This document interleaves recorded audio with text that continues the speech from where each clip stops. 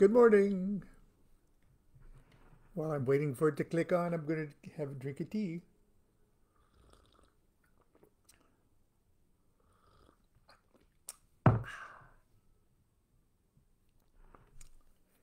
Constance makes tea every morning, and she makes tea at Monday night magic class too. And it's always a special kind of tea, and she tells everybody uh, what herbs or what exotic kind of tea that she's serving every week. And we miss Monday night class, magic class, and hopefully someday we'll be able to pick that up again. But today we are on a special chapter of low magic. It's all in your head. You just have no idea how big your head is. And it just so happens that on Wednesday nights I've been giving a Zoom class on tarot and the Thoth tarot and the magic of tarot. And tonight we'll be on our third one.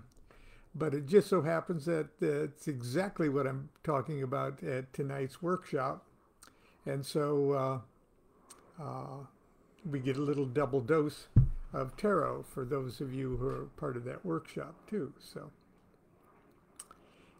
anyway, it's called A Weekend Alone with the Spirits of the Tarot. And it has an epigram like they all do. You hold the universe in your hand when you pick up a deck of tarot cards. And that's a quote from the famous Rabbi Lamed Ben Clifford. The creation and the ritual consummation of my 7 planetary talismans, that's the last chapter, launched me on a wondrous magical adventure that I'm only now, at the dawn of my reflective years, beginning to put in perspective. In the years that immediately followed that birthday immolation, I would unexpectedly undergo magical initiations at the hands of some of the last surviving personal students of Aleister Crowley, find myself leading a magical lodge, and become friends with many of the brightest magical minds in the world, including Robert Anton Wilson, Christopher S. Hyatt, and Francis Israel Regarde. I would undergo, one might say suffer, an Odyssean array of personal and magical ordeals, challenges, triumphs, and tragedies. Among the subjects that captured my imagination and spare time in the first 2 decades of my journey was tarot and its relationship, at least in the minds of Hermetic magicians, to the Kabbalah.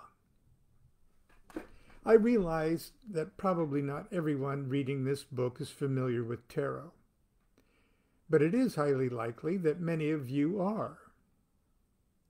Those of you who read the cards for yourself or for others probably have a favorite deck that you've used for a long time. A deck that you trust. A deck that you've charged with your own personal essence and vibrations. A deck you've empowered through the years of repeated use. If you do, it's probably scuffed and dog-eared.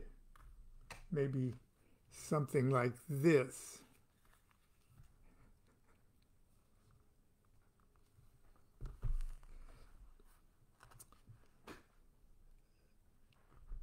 Let's see. Okay. Scuffed and dog-eared. Its edges are most likely filthy gray from years of skin oil and dirt. It just might be a biohazard. I know many tarot readers whose cards are so flaccid they hardly make any noise when they are shuffled. But unattractive as your well-worn cards may be, you probably view them as old friends. You have a history together. You trust them. They're alive. Perhaps more alive than you can imagine. My first deck of tarot cards was one I painted myself as part of the marvelous Builders of the Adytum program. And this is that first deck that I painted myself. And there's some of the cards. I even painted the backs with gold.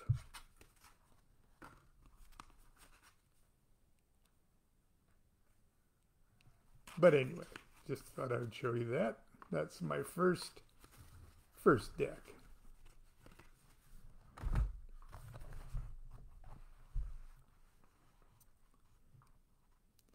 And it was part of the BOTA, or Builders of the Adytum, Tarot Kabbalah Correspondence course, and that was back in the early 1970s. It was sort of a paint-by-numbers project, only without the numbers, and I had worked on only the 22 trumps. I didn't attempt to read or divine with those cards because the lessons cautioned that one could cripple themselves spiritually by using the cards to tell fortunes. I took the warning very seriously for a while. The deck I used to read cards with was an early, the deck I first used to read cards with was an early edition of the Thoth Tarot deck that I bought in 1972 at Pickwick Bookstore in Costa Mesa. And I have that deck right here. And it's an old,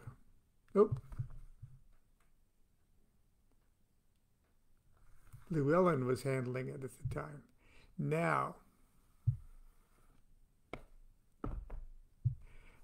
during a stained glass window project, I had sat on the original gold box and crumpled it so badly that I had a friend make another inner box.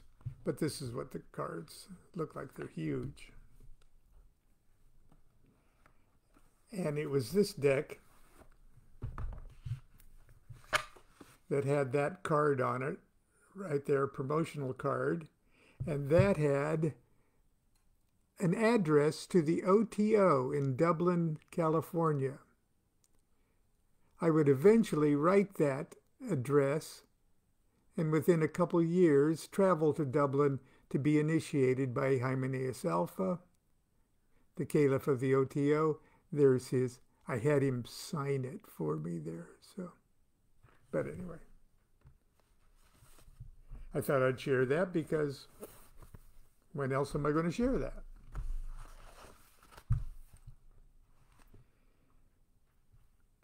Okay.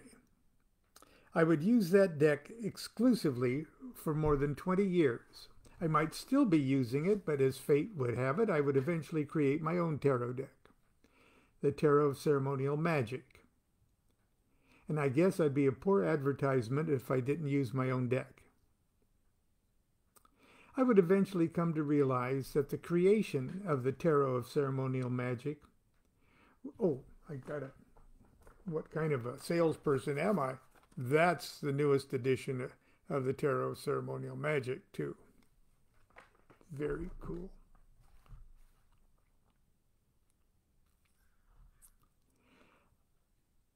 I would come to realize that the creation of the Tarot of Ceremonial Magic was really a continuation and an elaborate expansion of the magical operation that I started years earlier by creating my 7 planetary talismans. For indeed, the tarot is one magnificent and complex talisman, containing within its matrix all the usual suspects of the Western Hermetic and magical traditions. Now, please don't think I'm suggesting that in order to successfully use the cards as a divinatory tool, a person has to be aware of all the astrological and magical virtues of the 78 cards. In fact, I'd wager that the majority of tarot readers in the world couldn't care less about the underlying magical principles, forces, and spirits inherent in the cards. Yes, I said spirits, but I'll get to that in a minute.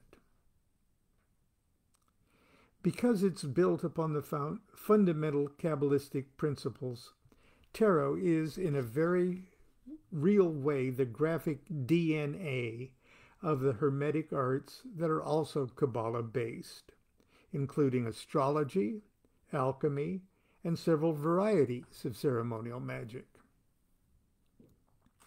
As such, tarot is, or should be, of special interest to magicians and would-be magicians.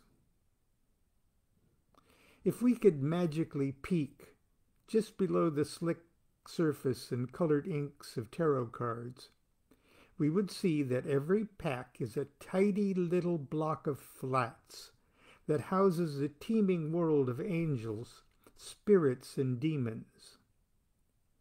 For centuries, an odd assortment of obsessed holy guys who obviously had a lot of time on their hands identified, fingerprinted, and booked these spirit creatures, and with zealous and anal retentive attention to detail, categorized them by their elemental, planetary, zodiacal, astrological, and other traditional correspondences. Then, with the ruthlessness of tenement landlords, these holy guys squeezed each of them into its appropriate place in the spiritual hierarchy of the cosmos, referenced and cross-referenced in mountains of ancient and modern tables, graphs, and charts. This information has always been implied by the structure of the tarot, but until I designed my deck, this information, or at least the major landmarks of this information, was never overtly displayed on the deck of tarot cards themselves. I wanted to make flashcards of pertinent data relating to astrology and the two most widely practiced varieties of magic, Enochian and Goetia.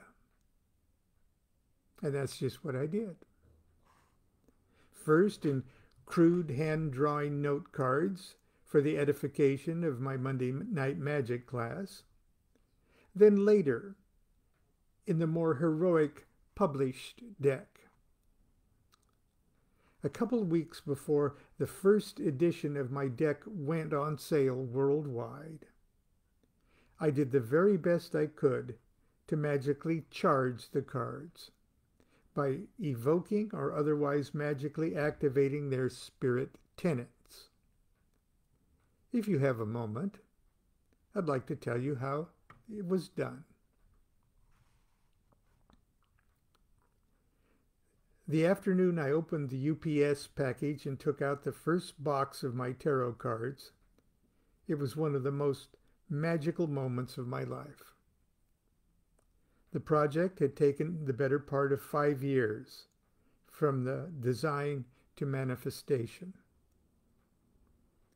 Oh, how I savored the moment. I sat down in my big papa chair and turned the box over and over in my hands.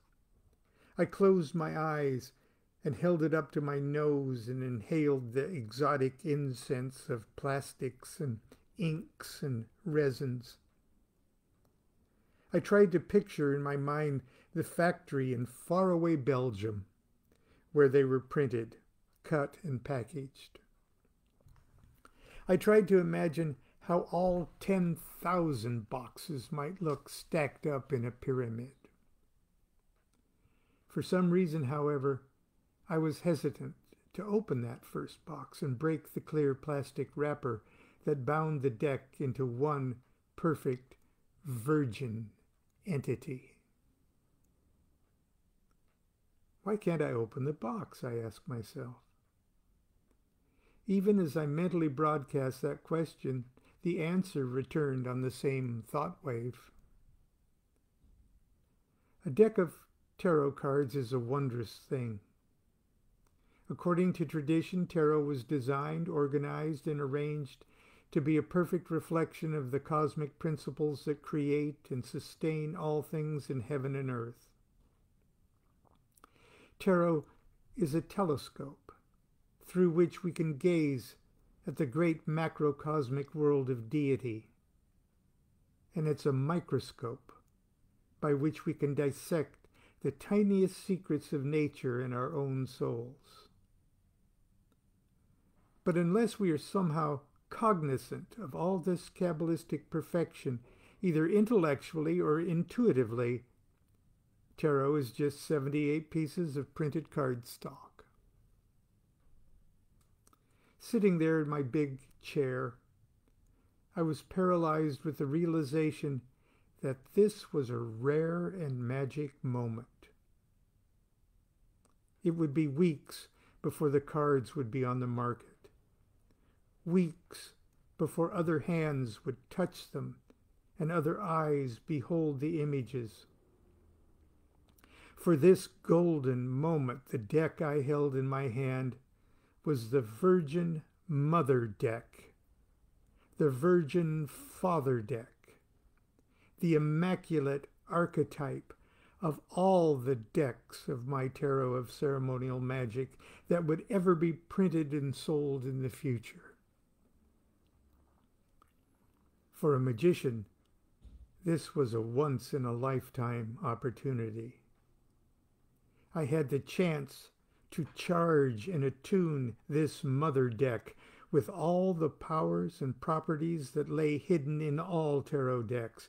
I had the chance to literally invoke upon and evoke into this deck and all the spiritual forces, aspects of deity, archangels, angels, intelligences, and spirits that magical tradition informs us are resident in each card. I had the chance, no, I had the responsibility to magically charge this deck as no deck of tarot cards has ever been charged, and in doing so transmit that charge to all its cloned children throughout the world. Perhaps you are hearing the mwah of mad scientist laughter. Obviously, this would be a big job, requiring many hours, perhaps days, to complete. I would need to draw upon all the knowledge and skill a mad, narcissistic, and obsessed magician with far too much time on his hands could muster. Constance was out of town visiting her parents in Nebraska. I had the house all to myself. I had a 3-day weekend ahead of me. And of course, and most importantly, I was just the mad, narcissistic, and obsessed magician who could do it. I set immediately to work. I unplugged the telephone, then showered and dressed in a clean black sweatpants and a white t-shirt. This wizard needs to be clean and comfortable. I then cleared the furniture from the center of the living room. If Constance knew I was doing this, she would kill me. Ah, but she won't know until she gets back from Nebraska. For the next 2 days, this space would be my temple. I'm pretty much a fly by the seat of my pants magician, but there are certain magical formulae that I never fail to incorporate into my operations. The most venerable of these concerns the preparations I make prior to the operation. I had already done the first prerequisite, that of bathing myself and putting on clean clothes. Now it was time to do something similar to the area in which I would work. I thoroughly vacuumed the living room carpet. then proceeded with the more formal ceremonies. I started by anointing the top of my head with the oil of a bromelain. I then banished the temple with the standard banishing rituals of the pentagram and hexagram. These two ceremonies served the purpose of clearing the temple completely of elemental and planetary influences. The room was now, for the moment, a magical vacuum. From that moment on, the only magical forces to enter this sacred space would be those that I specifically allowed in. I next purified the temple with water. There are many elaborate ceremonies I could have used, but instead I went to the kitchen and grabbed my favorite coffee cup and filled it with tap water. I mean, what's more sacred than one's favorite coffee cup? It's the Holy Grail. Let's see.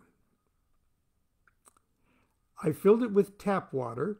I stuck the forefinger of my right hand in it and stirred it around for a moment.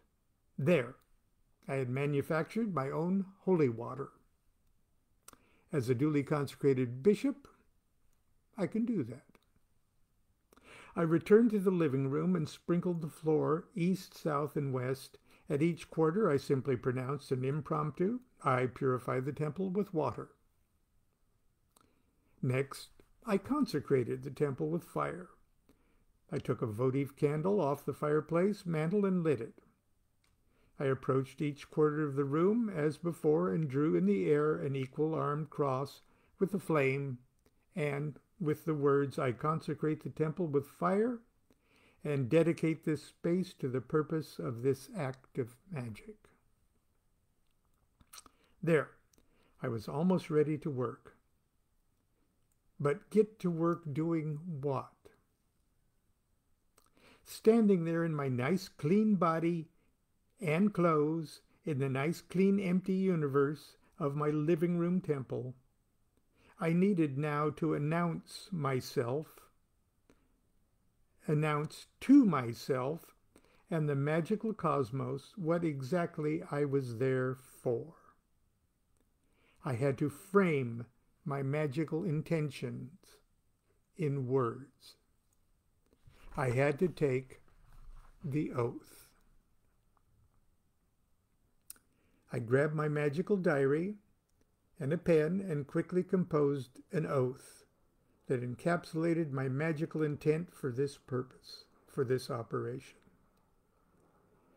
I fired up some charcoal in the censer and covered it with pure frankincense. As the sweet-smelling smoke rose to the heavens, so did my 93-word oath. I, Adeo Sat Bene, Zealator and 9th degree, swear to the supreme what it is of the universe that I will charge this deck of tarot cards and every other deck of this design that currently exists or will exist in the future with the force of every spiritual entity in the universe that I am capable of conjuring and binding into it. May their presence in the cards serve to contribute only to the enlightenment and spiritual health and well-being of all with whom it comes in contact. So mote it be. And I think we won't be able to finish this entire chapter today, so I think this is a good place for us to stop and pick it up tomorrow with more details of this magical operation. I hope you've enjoyed it. And so get on with your Wednesday. Continue to be good to yourself and be good to each other. Love is the law. Love under will